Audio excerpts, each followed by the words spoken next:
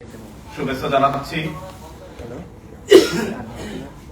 প্রথমেই মাননীয় প্রধানমন্ত্রী জনাব তারেক রহমানের পক্ষ থেকে আপনাদের প্রতি কৃতজ্ঞতা জানাচ্ছি, ধন্যবাদ জানাচ্ছি। আপনারা কষ্ট করে সুদূর বাংলাদেশ থেকে এই গণচীনে এসেছেন মাননীয় প্রধানমন্ত্রীর এই বর্ণাঢ্য কর্মসূচিগুলো কাভার করতে। এই জন্য মাননীয় প্রধানমন্ত্রী প্রেসিং এর পক্ষ থেকেও আমরা আপনাদের প্রতি কৃতজ্ঞতা প্রকাশ করছি।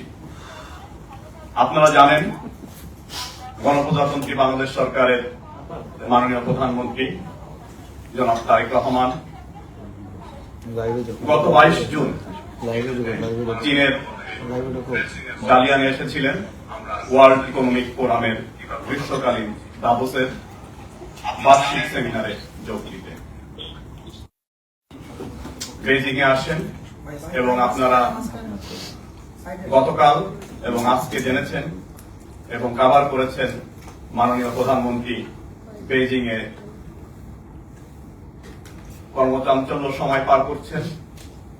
গতকালও করেছেন, আজকেও করছেন। এই মুহূর্তে আমরা গতকালের ধারাবাহিক সংবাদ সম্মেলনের মতোই আজকেও সর্বশেষ আপডেট দেবার জন্য এই সংবাদ সম্মেলনের আয়োজন করেছি।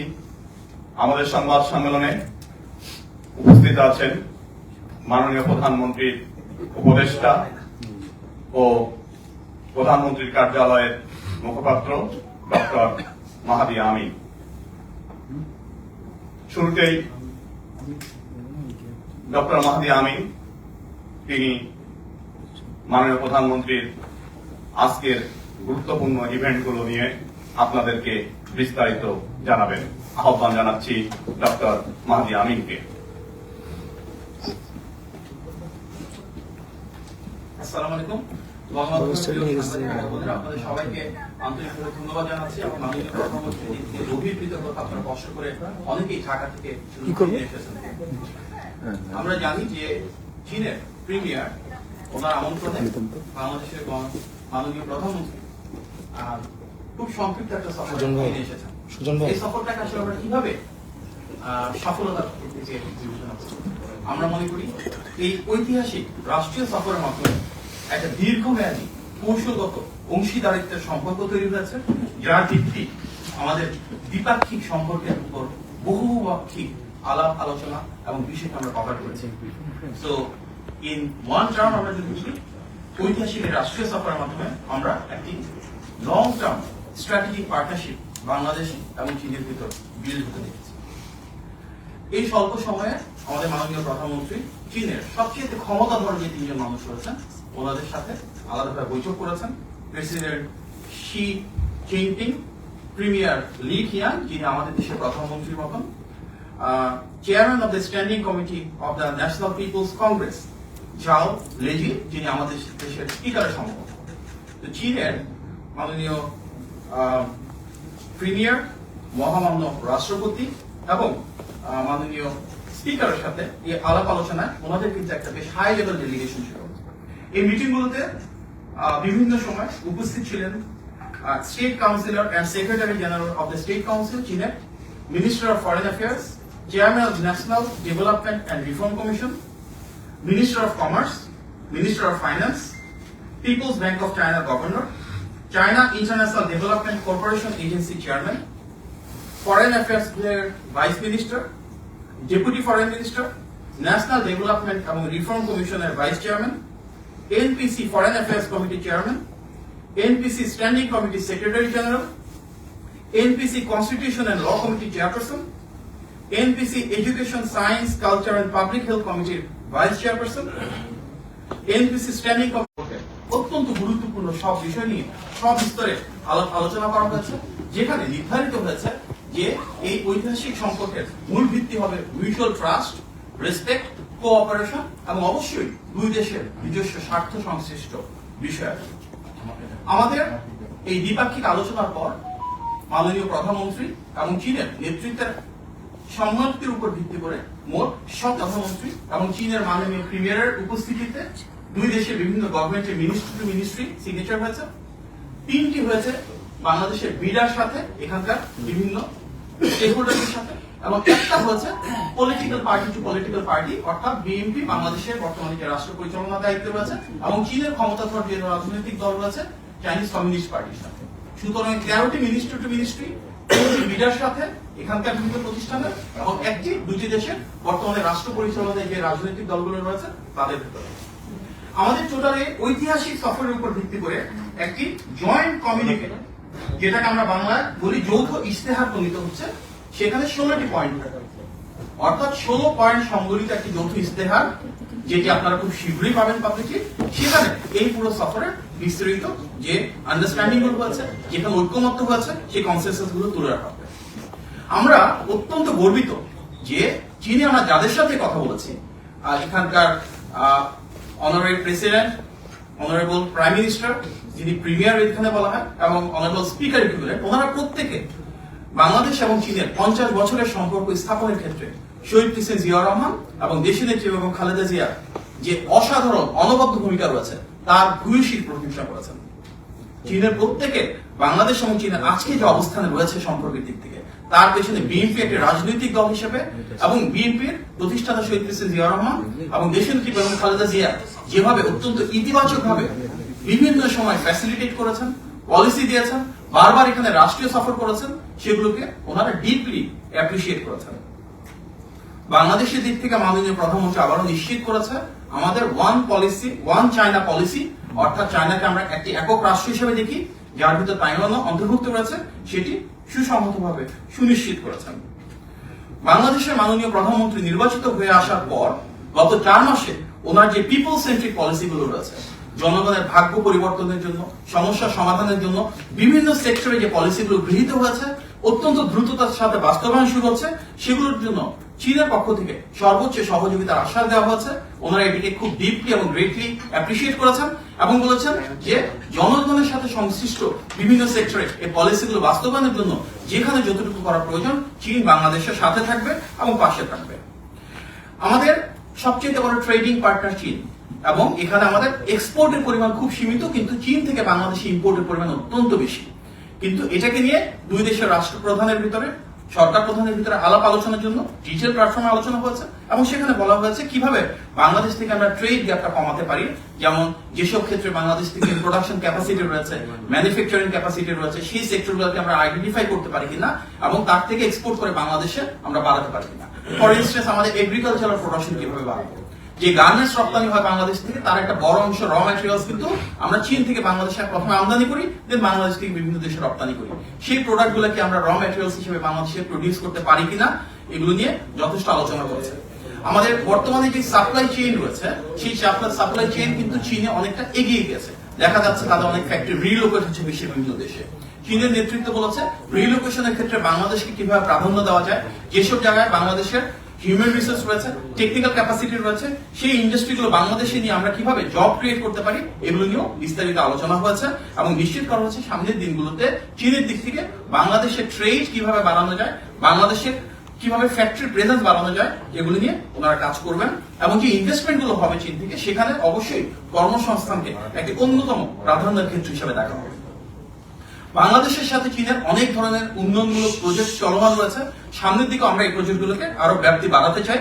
রোডের ক্ষেত্রে, অর্থাৎ সড়ক, ব্রিজ, রেলওয়েজ, এই প্রত্যেকটা ক্ষেত্রে চীন আমাদেরকে মাল্টিমোডাল ট্রান্সপোর্টেশন মেকানিজমের ক্ষেত্রে সহযোগিতা করতে চায়।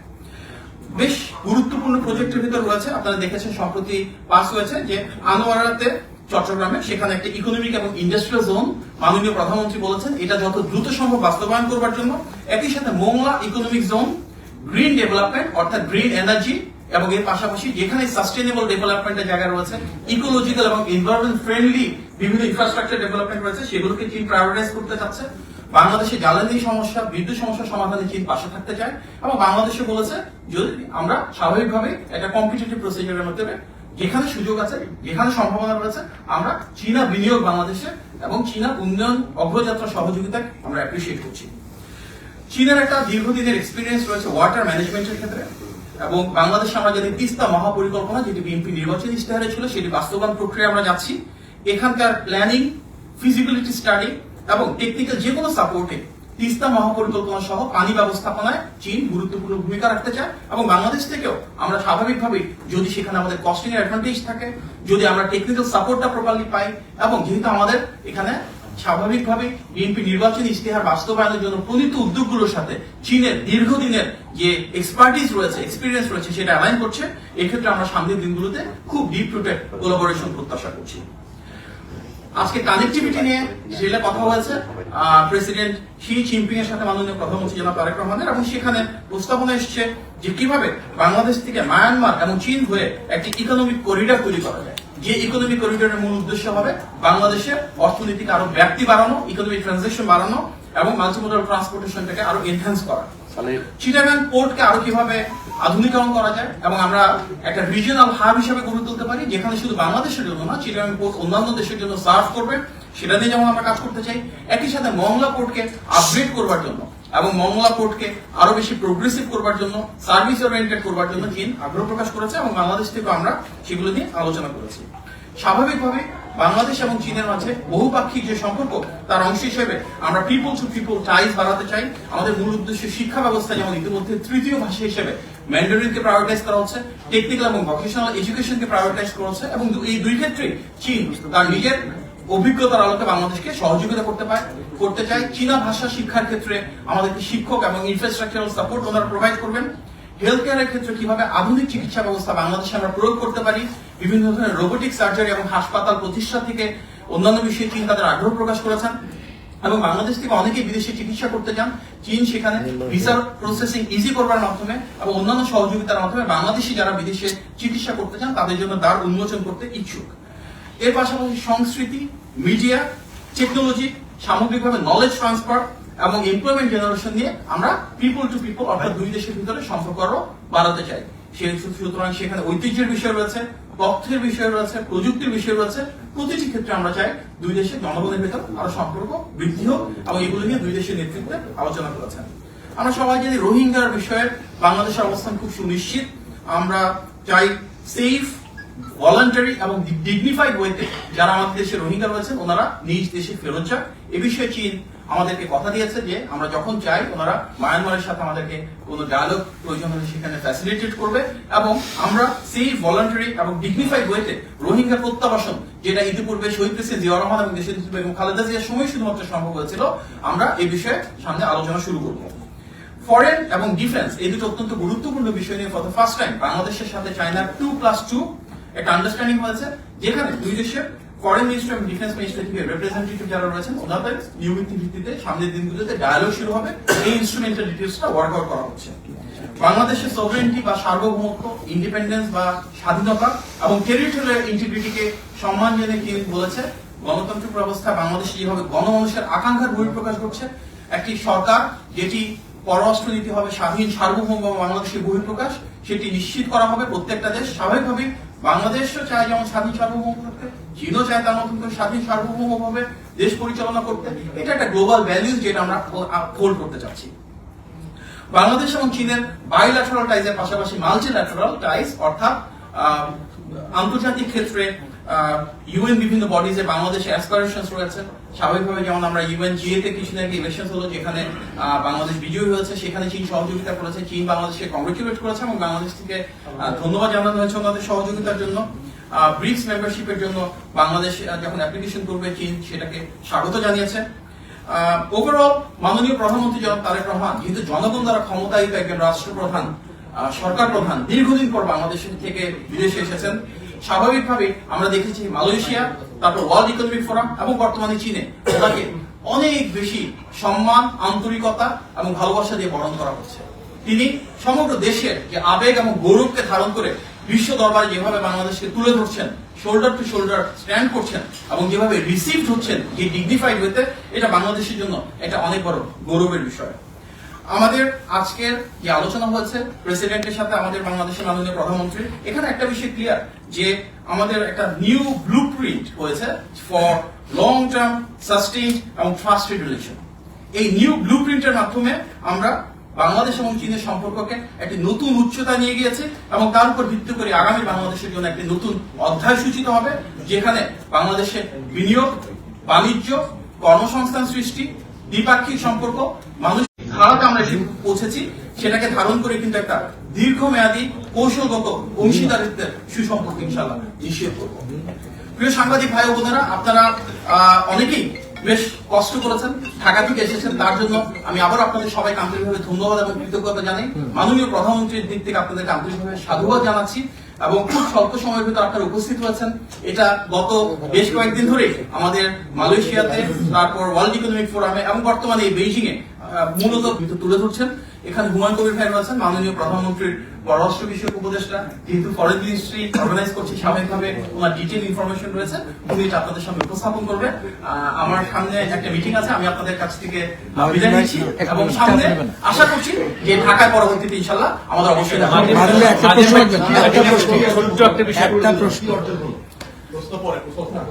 অর্জন যদি আমরা বলি তাহলে এটাই যে উপদেষ্টা এবং প্রধানমন্ত্রী কার্যালয়ের মুখপাত্র ডক্টর মাহদি আমিনকে এ পর্যায়ে মাননীয় প্রধানমন্ত্রীর আরেকজন গুরুত্বপূর্ণ উপদেষ্টা, বিএনপি অন্যতম যুগ্ম মহাসচিব জনাব হুমায়ুন কবির আপনাদের সামনে বিস্তারিত তথ্য তুলে ধরবেন। আহ্বান জানাচ্ছি জনাব হুমায়ুন কবিরকে।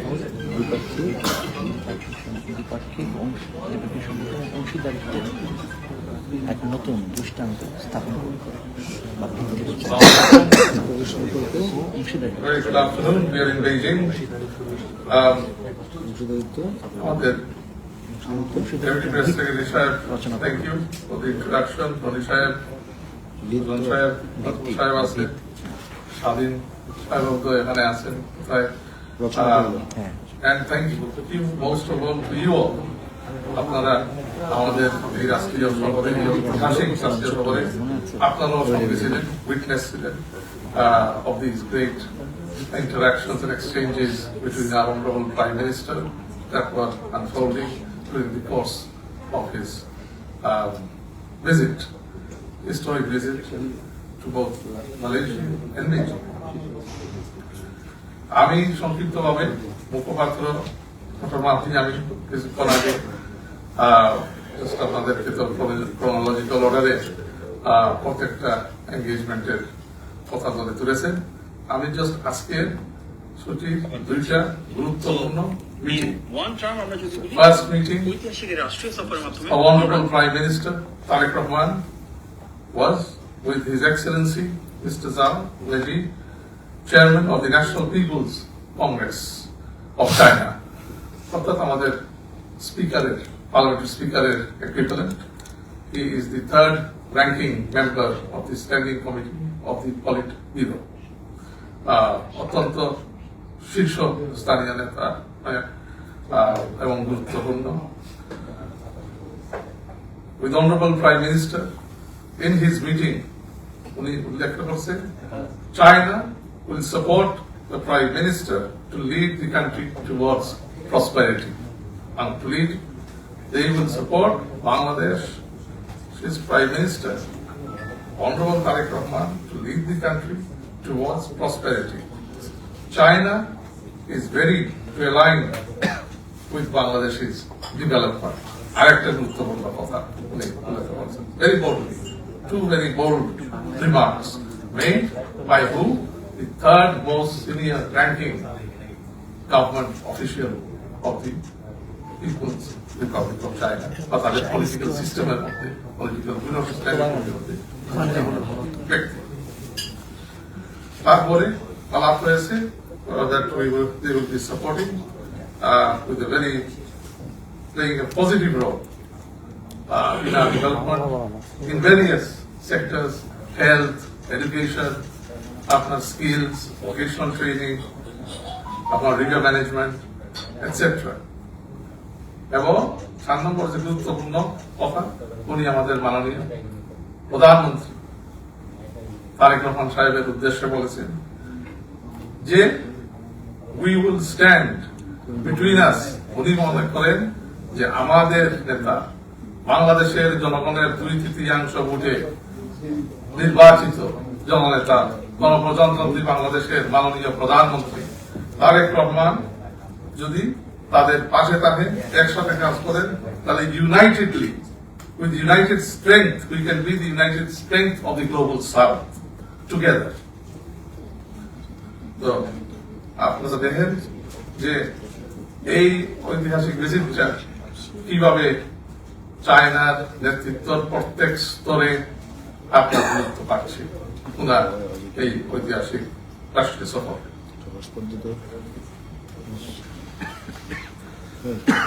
দ্বিতীয় যে গুরুত্বপূর্ণ মিটিং ছিল of the day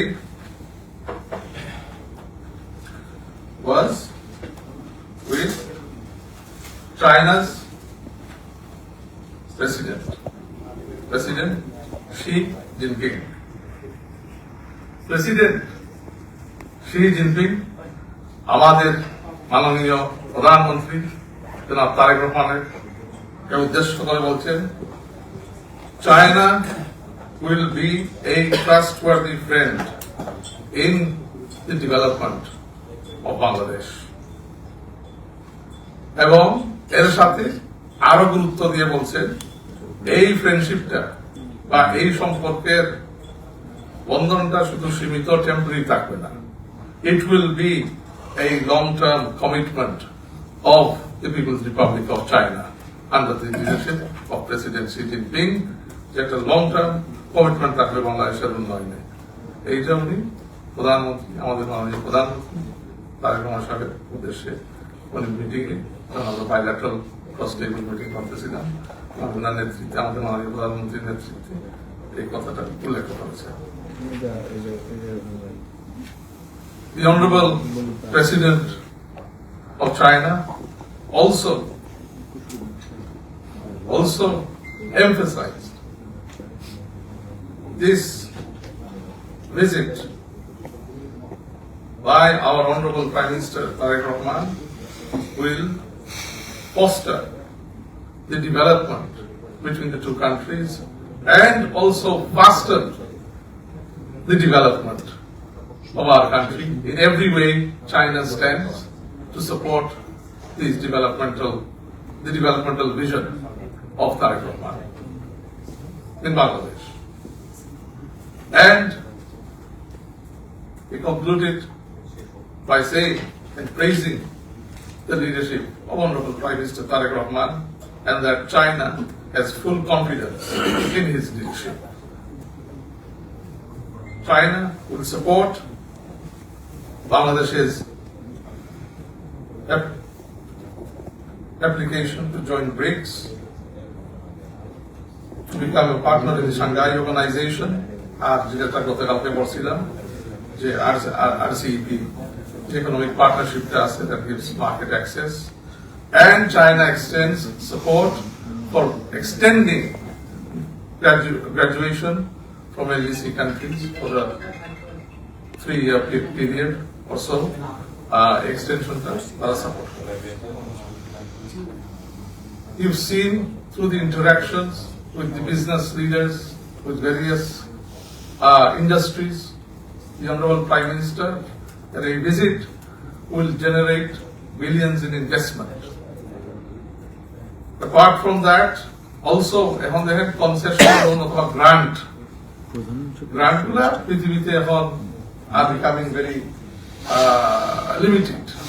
এখন আর তেমন গ্রান্ট ফাইন্যান্স কেউ দেয় না ওইভাবে। ওই জায়গাতেও প্রায় ওভার 300 মিলিয়নের একটা গ্রান্ট লেজও আছে from the government of China. So overall, my journalist friends, what I want to say in summary is that this visit has not only been historic, but it marks a new era of a leader in our region, Honorable Prime Minister Tareq Rahman, and his vision of development for our country and the way he sees and views the region for cooperation and stability is widely being accepted by major leaders and significant leaders of the world. And this visit to the People's Republic of China will always remain a historic point, a point from which Bangladesh projects its positive influence in the region and the world.